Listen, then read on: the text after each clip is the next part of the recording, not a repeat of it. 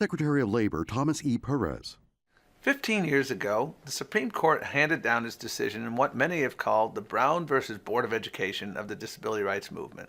The landmark Olmstead decision determined that individuals with disabilities have a right under the law to receive services in the most integrated setting appropriate.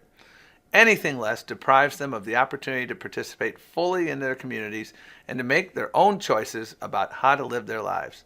Today, as we reflect on how far we've come, let's also rededicate ourselves to the fight to make Olmstead's promise a reality for everyone.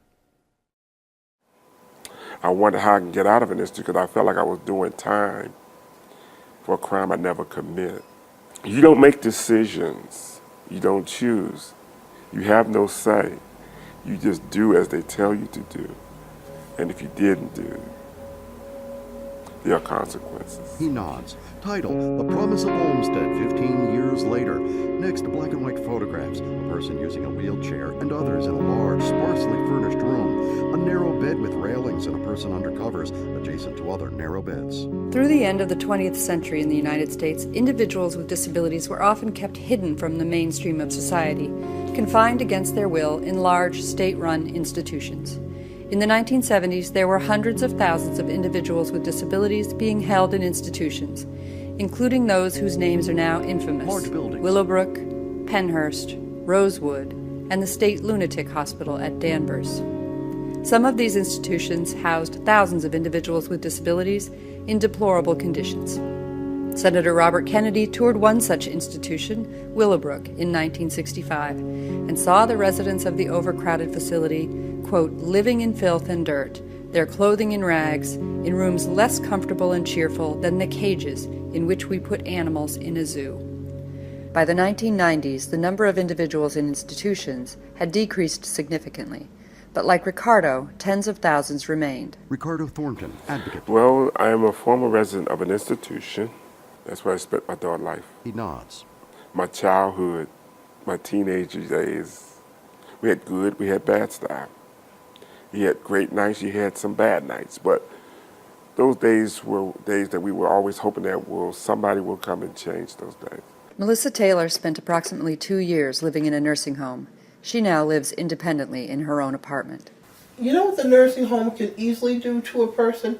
They can take away your fight. Uses a wheelchair. A lot of people are, how do I say this, very passive-aggressive overall. Some people, they blend into the woodwork. And if they didn't have someone to speak up for them, they would get lost in translation.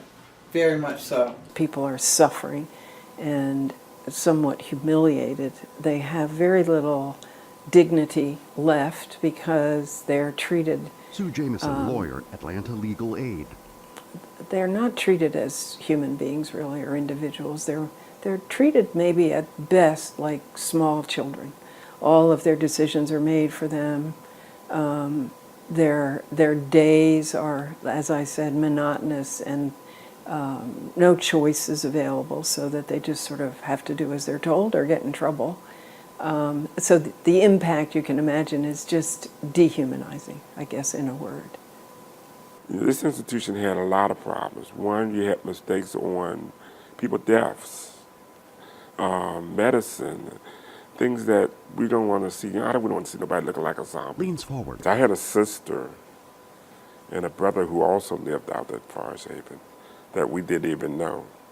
And my sister, who was excited to hear that she got a baby brother there, she would come and we would open up a relationship. We would talk and do some fun stuff.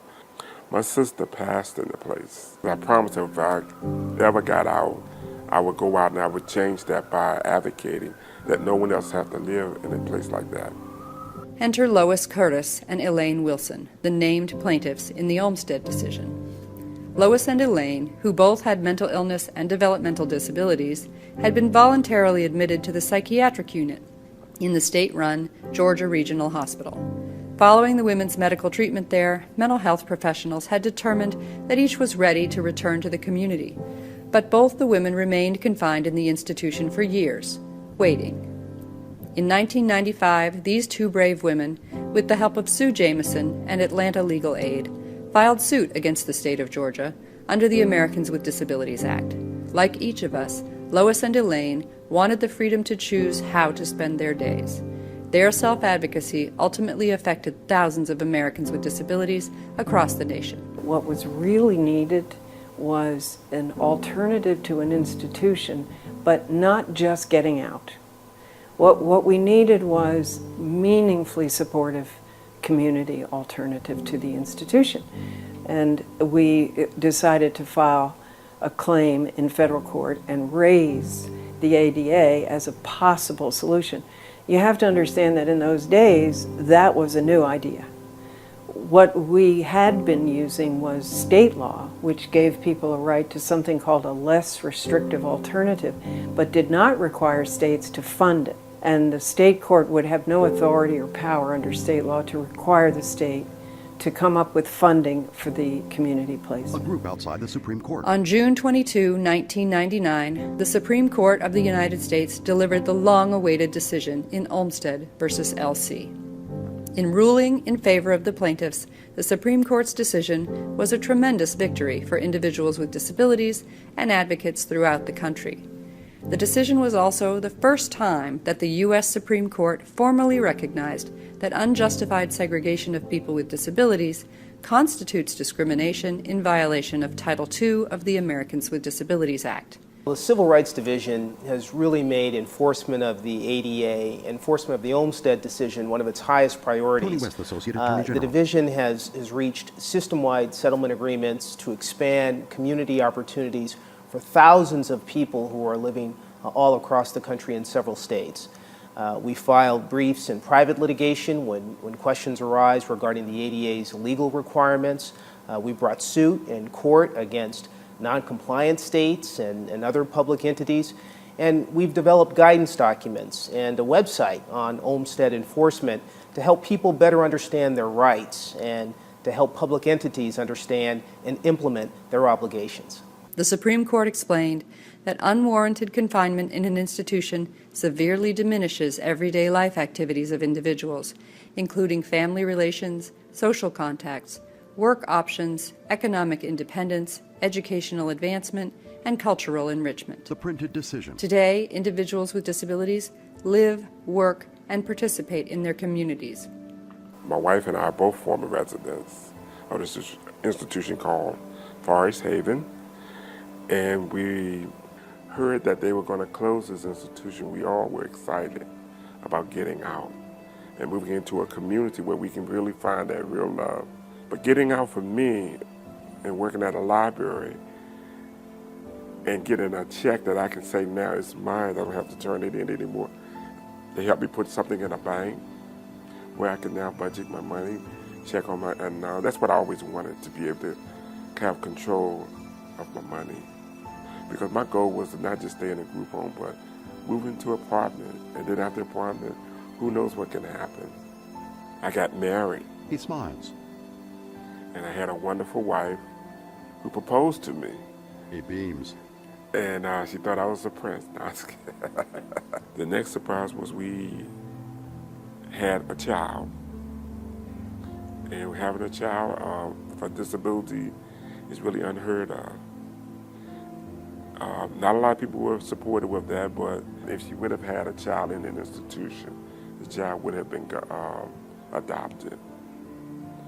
There are very few places where you can raise your child there, but not us. I know that's not going to happen. Shakes his head. And we had a beautiful 2-pound, 11-ounce baby boy. And I'll never forget my wife asking the doctor. She said, "Does the baby have his feet? Does she have his hands?" She was just so proud and overwhelmed of that. And the doctor said, "Yes." So when all the lights are out and everyone is gone, she asked the doctor, she said, "Doctor, will my baby love me?" "Yes." "No, doctor, will my baby really love me?" And that was something to think about.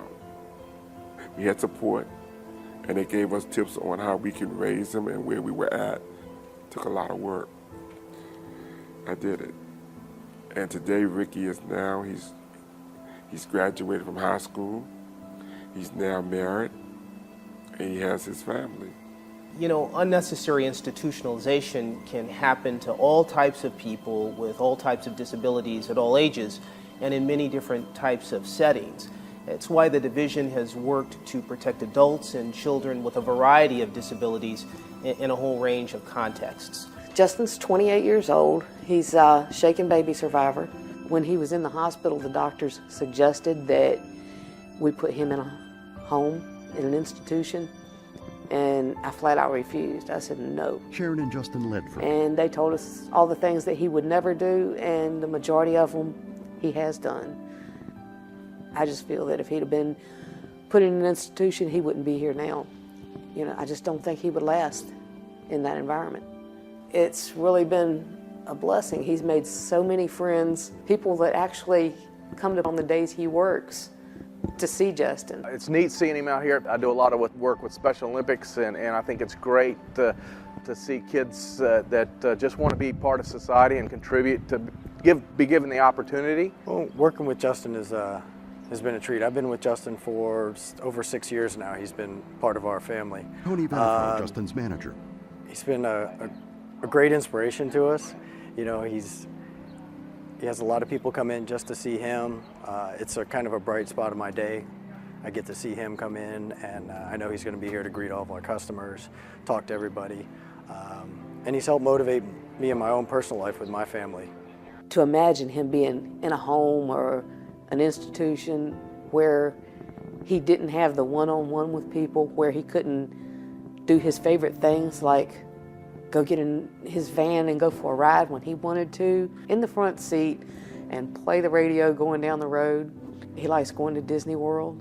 There's things that he would never get to do in a different situation. Like Justin, Stefon Young-Chavez benefits from Olmstead because he has never had to face the four walls of an institution. Stefon's medical needs are even more significant than Justin's. He is nonverbal and has Angelman syndrome, cerebral palsy, epilepsy, neuromuscular scoliosis, and is fed through a tube. Stefon participates fully in his community, including going to church, riding his bike on his street, testifying at the legislature, and eating at his favorite restaurant where everybody knows his name. Being in the community as opposed to residing in an institution or a training center is very significant for myself and for Stefon. It not only ensures that Stefon is a part of his community, that he has a life that is similar to anyone else without a disability, it ensures that he has the opportunity to have quality of life. And I just honestly and firmly believe that if Stefon were to reside in an institution or in a training center, the level of care, the level of commitment, the level of love that he receives at home, it's unparalleled. He would very well possibly not only be a birth certificate with a number, then I think that he would also be a death certificate number right now. The leadership of this department is very, very proud of the Civil Rights Division's enforcement of the ADA. But we know there's a lot of work that is yet to be done. The department is committed to tearing down the remaining barriers that isolate and segregate people with disabilities. And to do that, we're going to continue to work with advocates, including individuals with disabilities who are themselves great advocates on this issue. We're going to continue to work with them around the country to realize the promise of Olmstead so that all of us can fully participate in and contribute to our communities. Then I realized there's a chapter 2. Just because I am sitting in a wheelchair didn't mean that, I needed to lay down and die. Instead, I become an advocate for the disabled. I now have a voice. I can choose. I can make decisions. Where living in an institution, I didn't do that. I didn't have a voice. I didn't make decisions.